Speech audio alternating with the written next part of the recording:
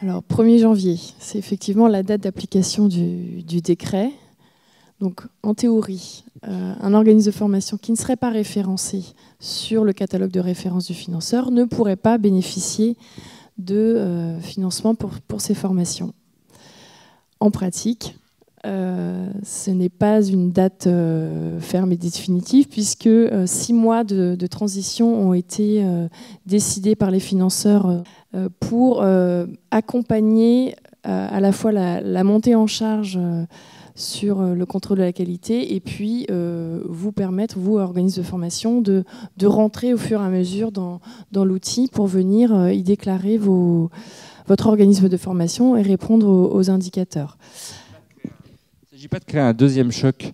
C'est-à-dire qu'il y a eu le choc du 1er janvier 2015 où, effectivement, la réforme a quand même modifié en profondeur la façon tous les modèles économiques des organismes de formation, c'est une évidence. Il ne s'agirait pas qu'au 1er janvier 2017, on remette le couvert d'une nouvelle année de transition. Donc, ce qui nous a animés en premier lieu, c'est de pouvoir assurer la continuité économique des organismes de formation. Et c'était très important pour nous parce que 2016 a marqué quand même un nouvel élan dans la formation professionnelle. 2015 a été une année difficile, 2016 est meilleure que 2015.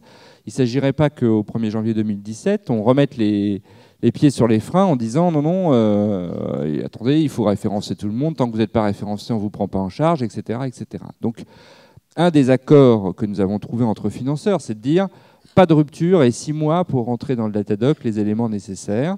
En échange de quoi? Et c'est pour ça que vous recevez sûrement en ce moment des courriers quand vous faites une demande de prise en charge.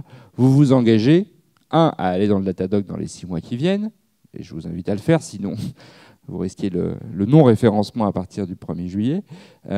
Et 2, s'engager grosso modo à respecter les 6 critères du décret. Pas les 21 indicateurs, mais les 6 critères du décret. C'est très important parce que ça vous couvre et ça nous couvre. Hein. La loi est assez claire sur le sujet. Hein. À partir du 1er janvier, on ne peut plus financer d'organismes de formation qui ne respectent pas les 6 critères du décret. Pas les 21 indicateurs, parce que les 21 indicateurs, c'est ce que nous avons, nous, financeurs, décliné. Mais les 6 critères du décret. C'est comme ça qu'il faut lire les courriers que vous allez recevoir ou que vous recevez quand vous faites une demande de prise en charge à l'AFDAS, au moins jusqu'au 30 juin prochain. Même si vous avez, je pense, intérêt à vous enregistrer assez rapidement dans le Datadoc, hein, puisque plus vous êtes référencé tôt, enfin plus vous êtes enregistré tôt, il faut que je fasse très attention parce qu'il ne faut pas mélanger l'enregistrement et le référencement. Quand vous êtes dans le Datadoc, vous n'êtes pas encore référencé, vous êtes seulement enregistré sur un paramétrage commun auprès de tous les financeurs. C'est à partir de ce que vous avez déclaré et de la manière dont vous vous êtes enregistré qu'on procédera au référencement et à votre inscription dans le catalogue du référencement. Et il faut que vous ayez ces 2 étapes en tête, sinon vous allez croire que l'entrée dans Datadoc vaut, et d'ailleurs il y a un article de presse, m'a-t-on dit tout à l'heure, qui dit l'inverse que ce que je viens de dire. Je vous assure que ce que je dis est vrai.